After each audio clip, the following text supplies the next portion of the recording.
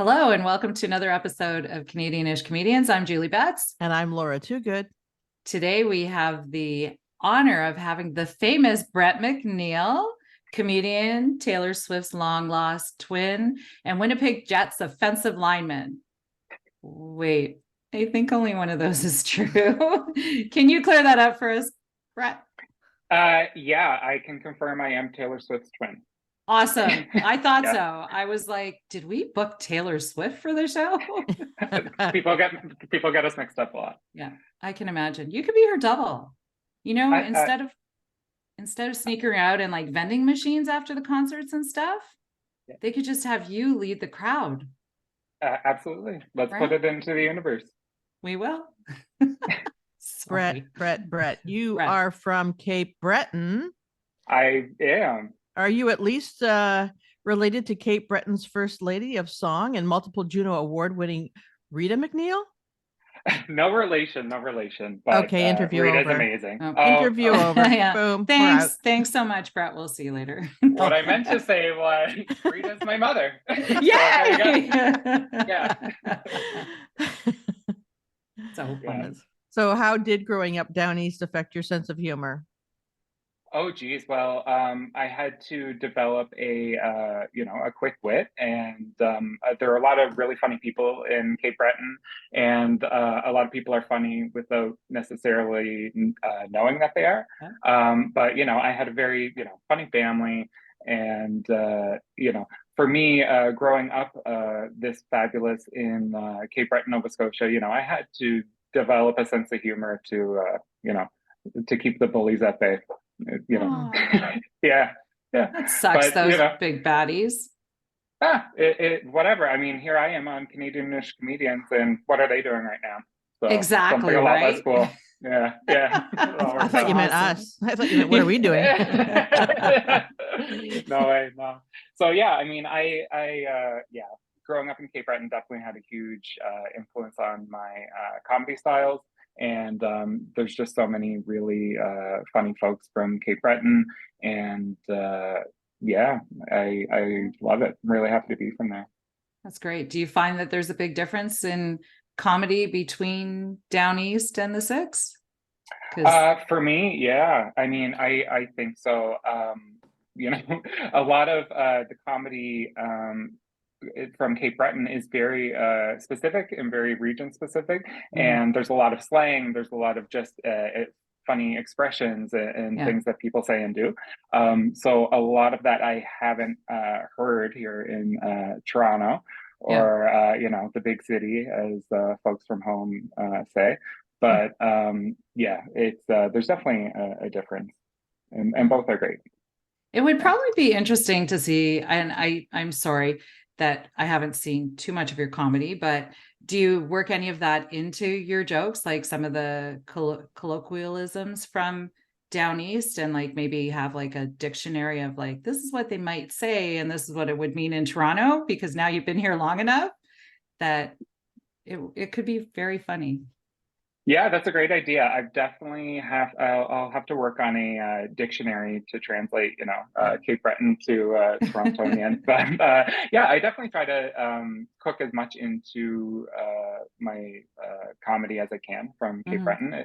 The island definitely has an influence on my comedy style, and I tell a lot of stories. A lot of my stories and material is just about growing up in Cape Breton, and so the characters, the folks that I've met along the way, they're definitely all incorporated a lot into my comedy. That's great. How do they feel about, like, how do your friends and family feel about being part of your comedy routine? Because I know some of my friends and family were not too impressed with some of my comedy that I put out there. And I was like, oh, it's a joke, people. It's not offensive. Yeah. No. Thankfully, everyone in my family has a great sense of humor. My mother, I talk to her on the phone every day when I'm driving to work in this lovely Toronto traffic. I give my mom a call every day. And that's just a great source of material, because I just repeat things that she says, and there's, an easy 10 minutes of material. So she's always like, she knows I was going to be here today on the podcast, and she's like, so what are you going to tell them about me? What stories are you going to say? Like, she's all like into it. And then my sister, who I haven't actually used in any of my material yet, she's like, why haven't you told any funny stories about me? You have to tell some funny stories about me. Oh. And I'm just Oh, like, that's great. yeah, I'm like, well, I was like, be careful what you wish for, Yeah, imagine the first time that you do it and then she calls you and like screams at you for like making fun of her. That would be awesome. And then disowns you. Yeah.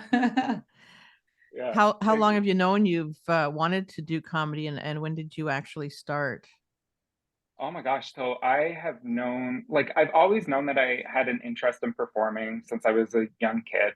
When I was younger, I actually wanted to be in a boy band or the Spice Girls, like boy band, girl band, whatever. Yeah. But I just knew that I wanted to perform. And I thought that, my claim to fame was going to be singing. Like, that's really what I thought it was going to be. And so speaking of my sister, she had an old like boombox. This was the 90s.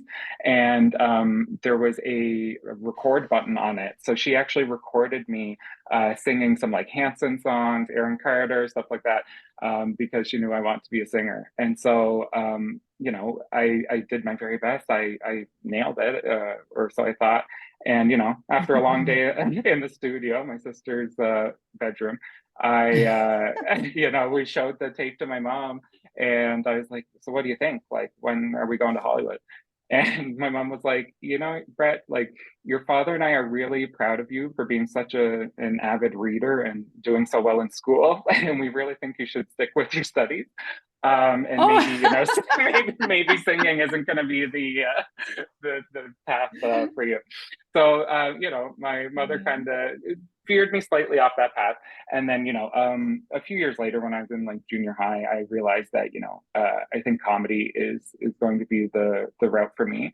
Awesome. And so I mean, that's kind of how long I've known I want to do comedy since I was a kid, like really young age.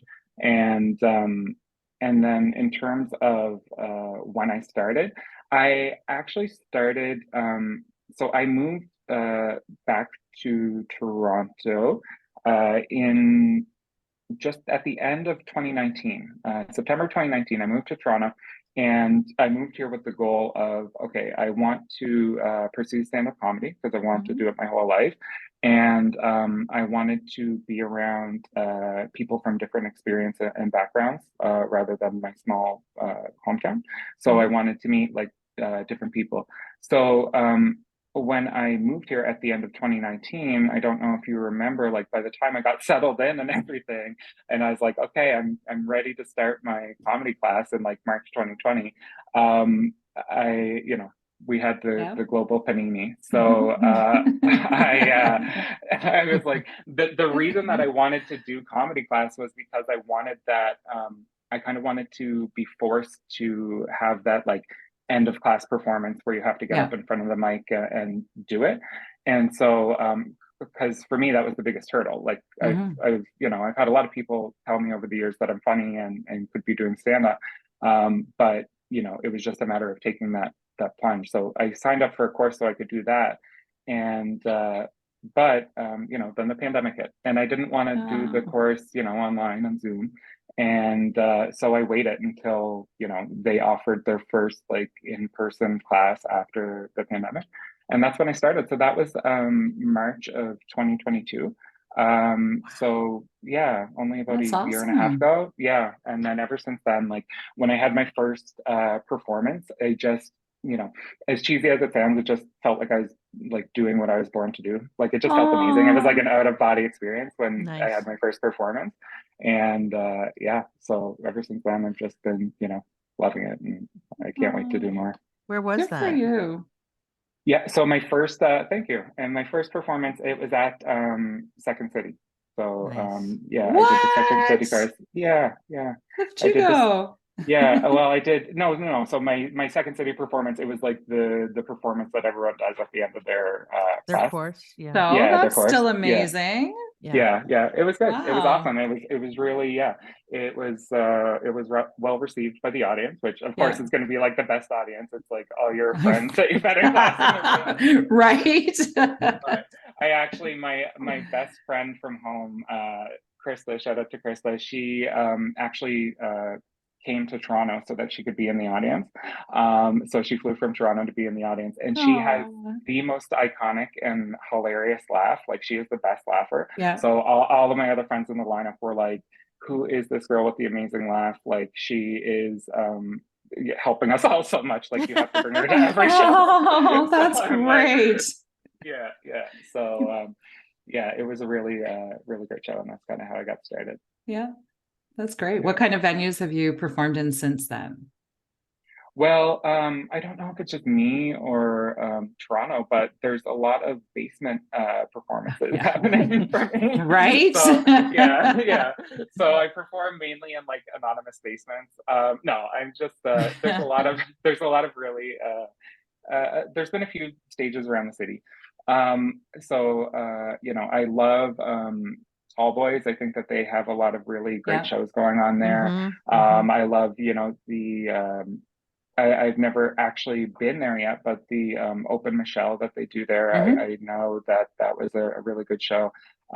There's a lot of spaces within the city that I just love, and I'm looking forward to getting more involved with, because over the past year or so since I've been in comedy, it's actually been the last year of my Master of Business Administration.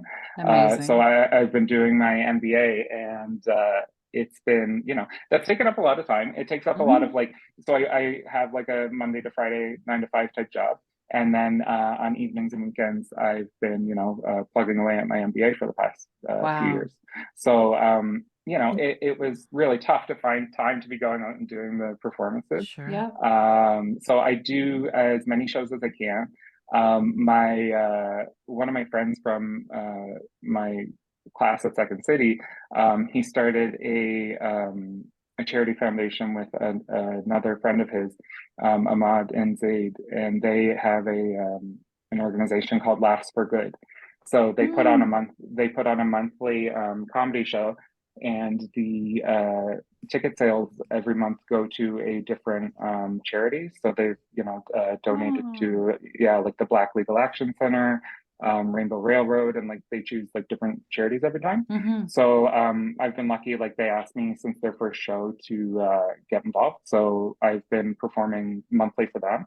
And then aside from that, I try to do as much as I can in terms of getting out there on evenings or weekends. But I just wrapped up my MBA last week, so now I'm like, Congratulations. thank you, Yay. thank Yeah. you. So now I'm like, okay, let me get out there and get more into Yeah. the scene as much What a as I can. relief. So yeah, Yeah. it's nice. It's the And that was closing of a at chapter. University of New Brunswick in Fredericton. So it was the University of Fredericton, so different from University of New Brunswick, but Oh, University of okay. Fredericton, yeah, it's an online university specifically.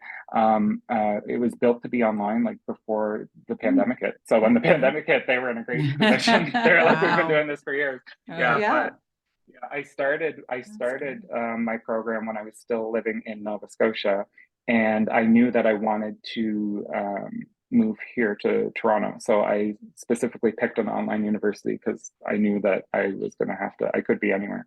So that's what I ended up doing. So that's where I studied. That's great. So you're smart and funny. That's a lethal And combination, I mean, adorable and Taylor right? Swift's Oh, twin, right? absolutely. Don't Oh, forget sorry. that. I was just waiting to formulate the rest of that sentence. So thank you for helping me. Oh, no problem. My apologies for cutting you off. Yeah, no, thank you very much. Thank you. That's so Oh, nice. you're welcome. No, that's so great. You did a project for your Yes. MBA. Would you Yeah. like to discuss that with us? Because I think that's pretty damn awesome. Sure, yeah. So yeah, so over the years of doing my MBA, you know, I kind of, a lot of the times I was feeling kind of out of place because, you know, it's a Master of Business Administration. So a lot of folks are very, you know, business, business, business and thinking about profits and stuff like that.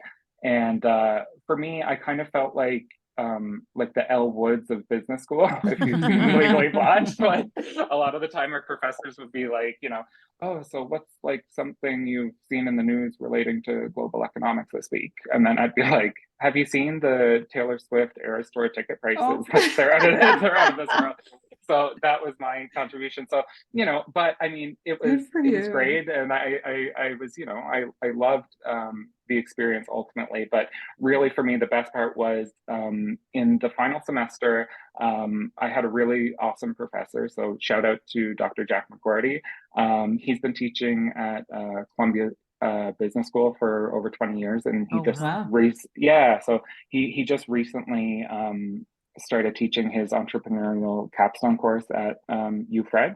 So at the beginning of the semester, essentially the course is, you know, you start week one with identifying like a problem or a solution, a potential solution to a problem.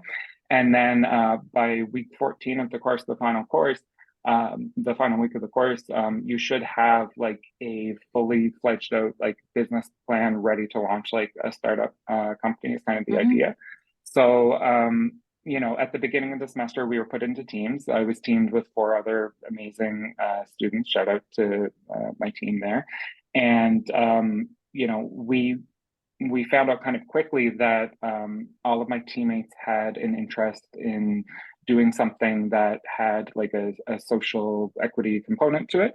You know, we wanted to do, you know, more than just something about, you know, just dollars and cents. We wanted to pick a project that, you know, we could really kind of put our hearts into and that, you know, would be related to, you know, something that could help folks from equity seeking groups. So yeah, at the beginning of the semester, the 5 of us on my team, we all kind of pitched our ideas and for a potential problem to, you know, examine and to dive deeper into.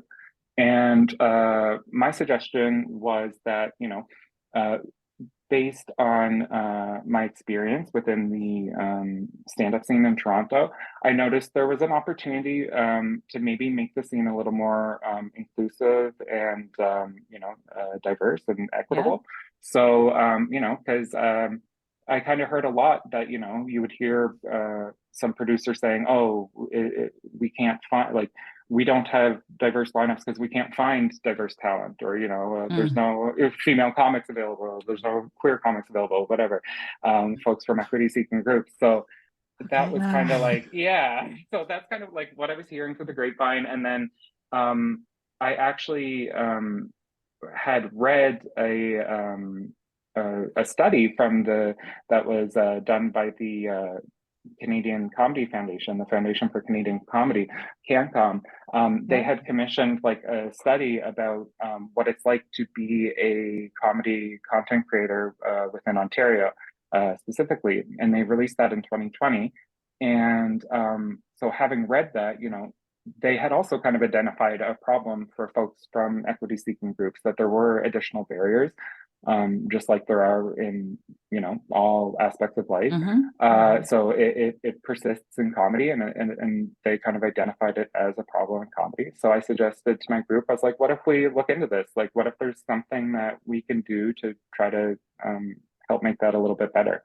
So yeah, so essentially, like at the beginning of the course, you're really encouraged by the professor, you know, not to focus on a solution, but focus on the problem, and then work from there to, you know, come up with a solution.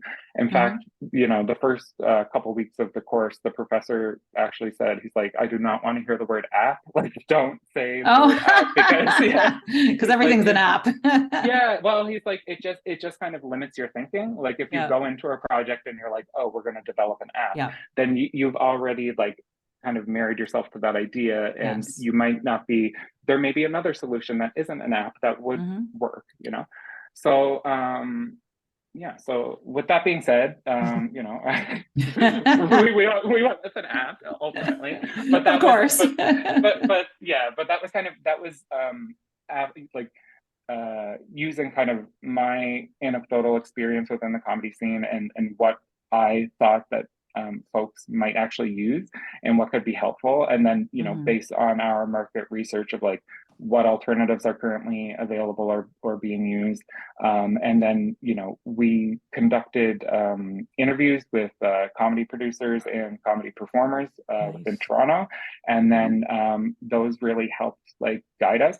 And then we used those interview results to then formulate surveys and distribute surveys to both producers and comedians, you know, to get more information about like, okay, what would you folks like? What features are you folks interested in? What do you think are the biggest problems? Like, you know, and we Mhm. really let the folks in the scene kind of guide us, and we continue to do that today.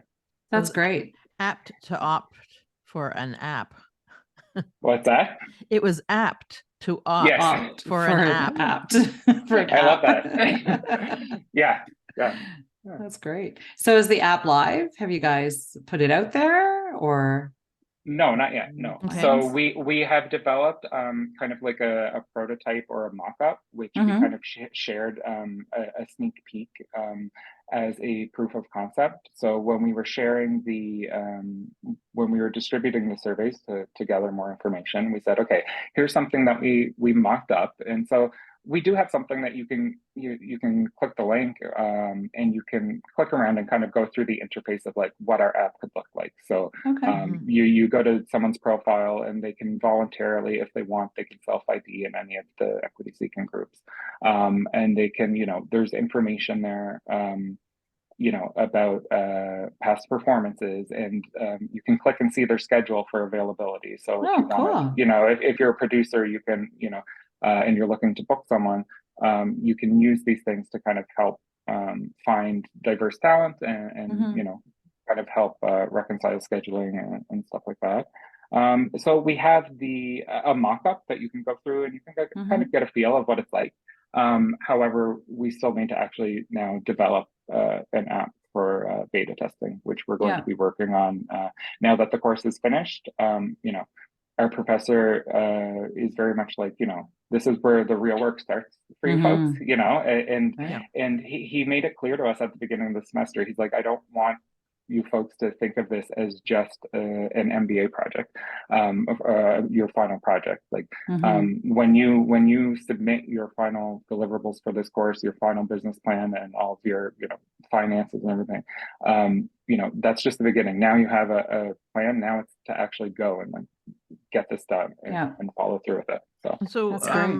Where is that? Is it available now? Like, is your, like, not the app? Julie already asked that question, I know, but is the website available to go see the prototype? No, not yet. It's not currently widely available. Okay. I think we could share that with folks if folks are interested. We do have ComedySync.ca reserved, so that's kind of what we decided to go with for our name.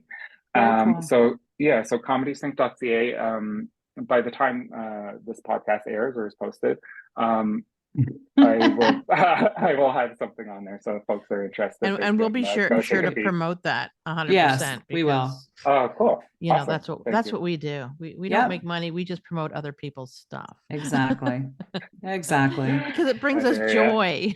It does. We want to help people too. That was our whole purpose with all of this. It wasn't to Well, become rich and famous, because that's not happening, but right. just to help Yeah. other people. So Well, that's what I love. Like when you folks had you know, found me and reached out to me, and I was like, oh wow, this podcast is like exactly something that I'm interested in, and the work that you folks are doing here and showcasing diverse talent, you know, that's really like goes hand in hand with what we're trying to achieve. So yeah, I was so happy to have this opportunity to be here. Thank you.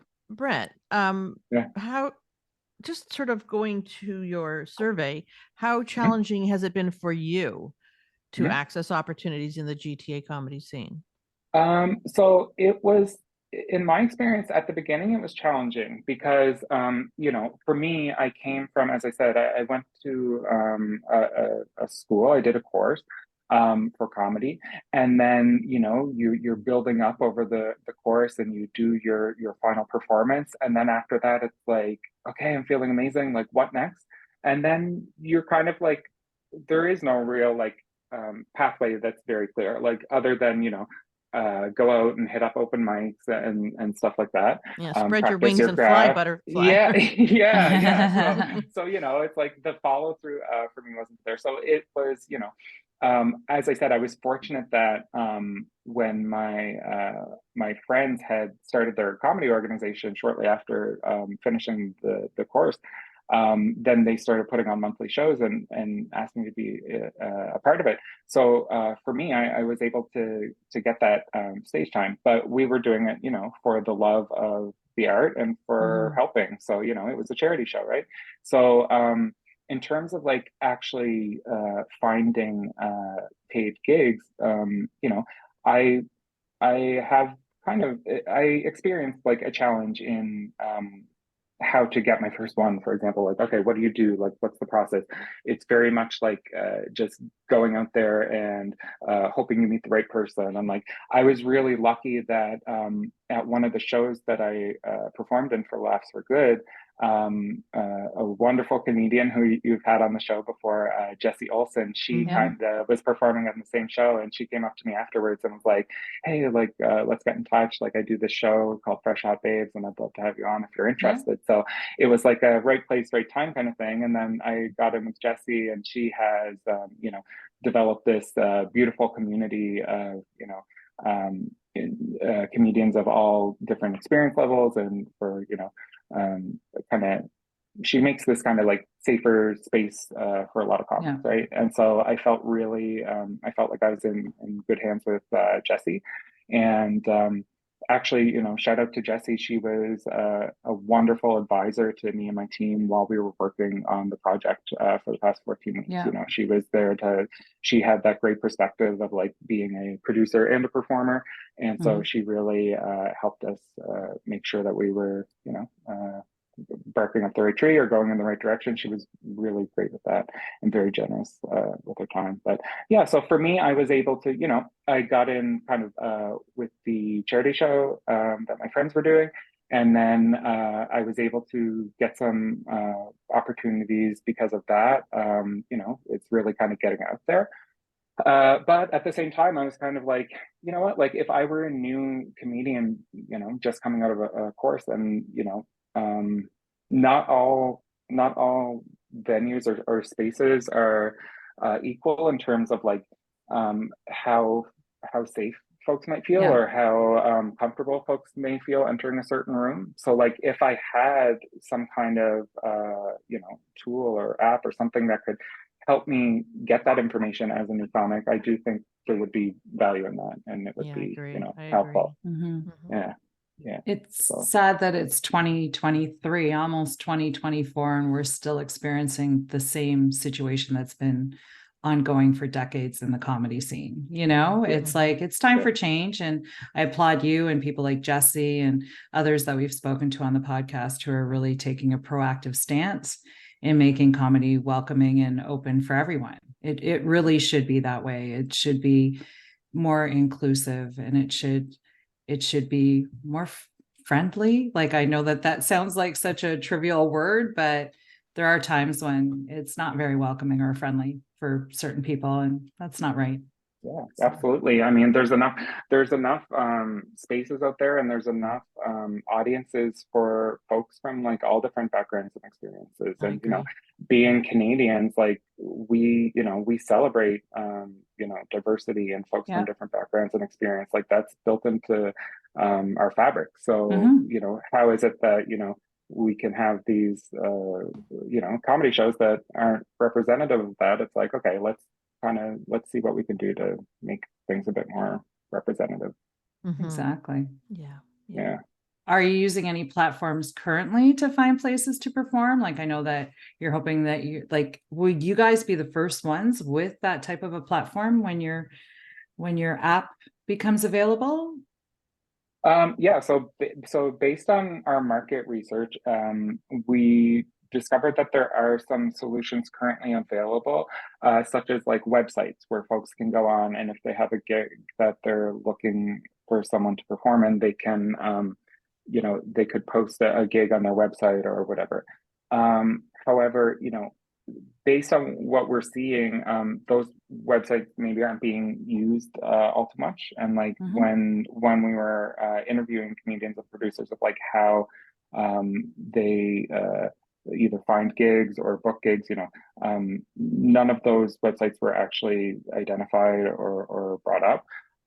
So technically, there are alternative solutions out there. There are even some apps available. However, the apps that are out there are a lot more broad. They're not specifically for comedy. And the way that, so that's kind of a differentiator for us. But then another one is that, our venture is really rooted in, our commitment to social equity principles. And we want to focus on, showcasing equitable talent and making kind of, as we said, like kind of a safer space. So we want to look at features like a rating system where, producers can, after a comic has performed, a producer can, rate a comic based on, their performance and stuff like that. Because we found that, vouching is really important within the comedy scene. Like if a producer is looking to book someone they haven't worked with before, they really want to know that from another producer that like this person is someone that they can work with. And we also want to include an opportunity for comedians to also, rate producers and like what was the space like was this person good to work with. We want to focus on like making things more transparent and make it so that folks who are out there and maybe not creating the safest spaces, like that can be kind of captured and prevented, and we want to try to help as much as possible. So so we didn't come across anyone doing like exactly what we're trying to accomplish here. Cool. So.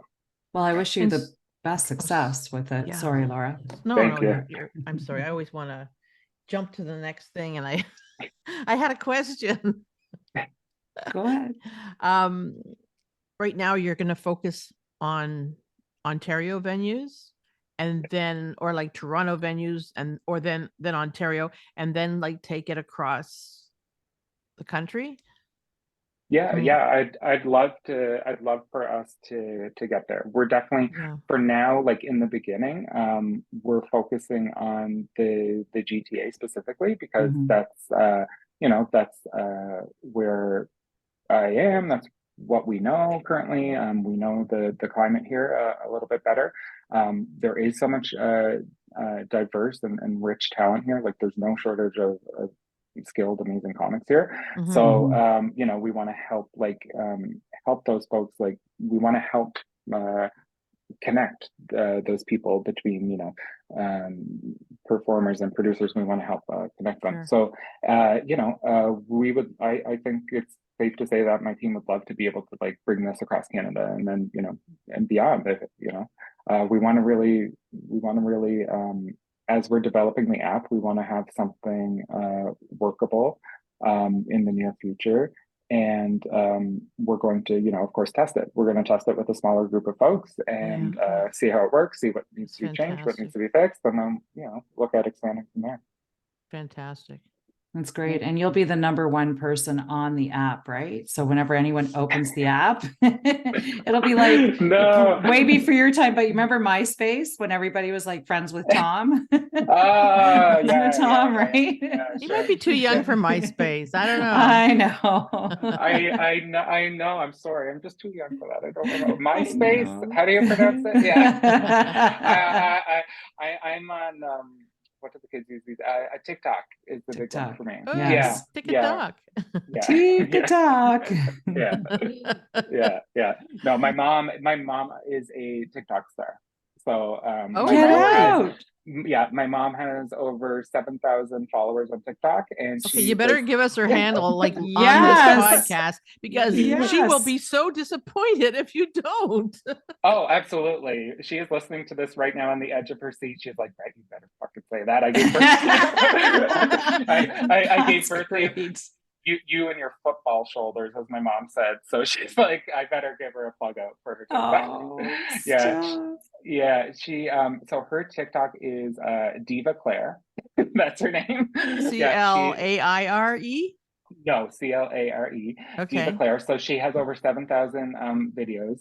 No, sorry, 7,000 followers. That's awesome. Me, I think I have about 35. So Oh. so everyone who's listening right now, I know that they're just heading over to TikTok, typing in Yeah. Brett MacNeil comedy and following me right now. Yeah. So mom, you better watch out. But yeah, she is amazing. She posts it. She loves it. On the phone every day, she'll be like, oh yeah, I just posted a video and like I'm just going viral. I can't even keep up. Like people are commenting too much. It's just That's too much. perfect. Good for Damn. her. Yeah. See, that's where you get it from, right? Yeah. Yeah. Oh, my mom has an amazing sense of humor and she is so funny. And she can make like some of my childhood friends, like to this day, like she would, whenever my friends would come over and hang out with me at my house, she would just like roast me in front of my friends, and my friends would be Awesome. like in stitches. And like to this day, like I have a friend, he's like a full grown man, and he can be taken down by like 10 seconds of my mom like roasting Oh, me. He is just like can't breathe. So that's my awesome. mom's Yeah. amazing.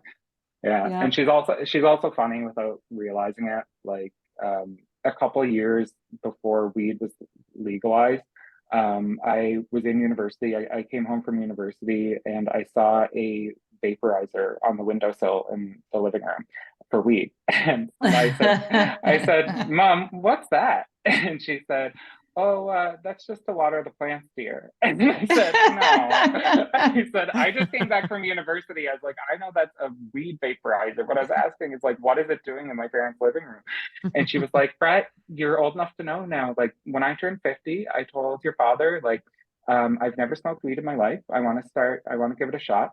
And I want a tattoo. And I was like, what? She's like, yeah, I got a hummingbird tramp stamp.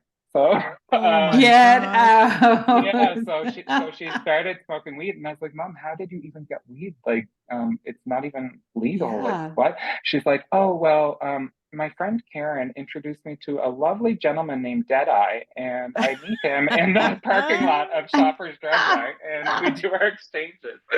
So That's yeah, awesome.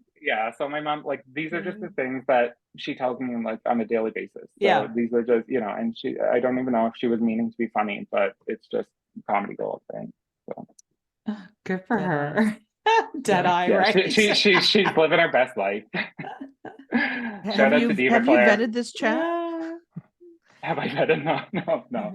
Although I heard that they're friends on Facebook, and he wished her a happy birthday recently. Stop. Yeah. Yeah. She said, yeah, Oh Dead Eye my wished me a God. happy birthday Love on you, Facebook. Claire. Yeah. Maybe we'll have Claire on the show one day. No. Could you Oh, imagine? absolutely. Oh, she could easily go for an hour. Yeah. Yeah. Yeah. She needs to do stand-up comedy for sure. Oh, good for An her. up and Am I- comer. An up and comer. Yeah. Yeah. Oh yeah. My father too, he's also a riot, and he's really like my comedy is very like storytelling kind of style. And I think I get that from my father, because like growing up, he was the youngest of 10 kids. My mom was the Oh youngest my of 10 kids. God. So yeah, it was like a big family. What? Yeah. And my father knew how to like make those 20 plus aunts and uncles and all the extended Yeah. family. He could get their attention and make them laugh.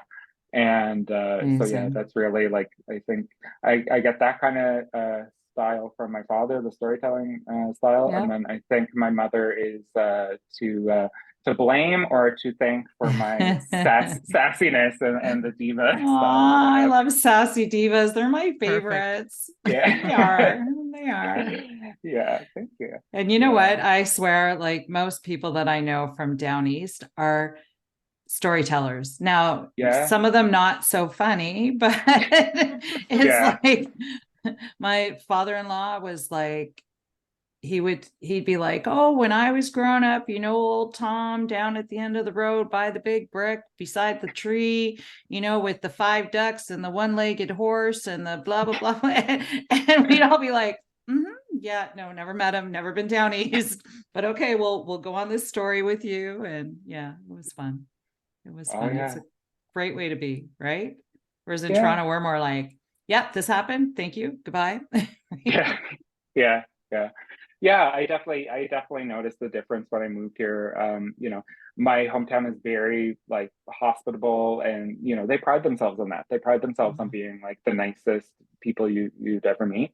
And so yeah, it was a bit different when I moved to Toronto. Although I will say it's kind of nice like being in the big city, because I remember the first winter that I was here, I was walking down the street at like Yonge and Dundas, and I slipped on some ice and I fell, and I was like not able to get up. I was like rolling around on the ice. It was so embarrassing.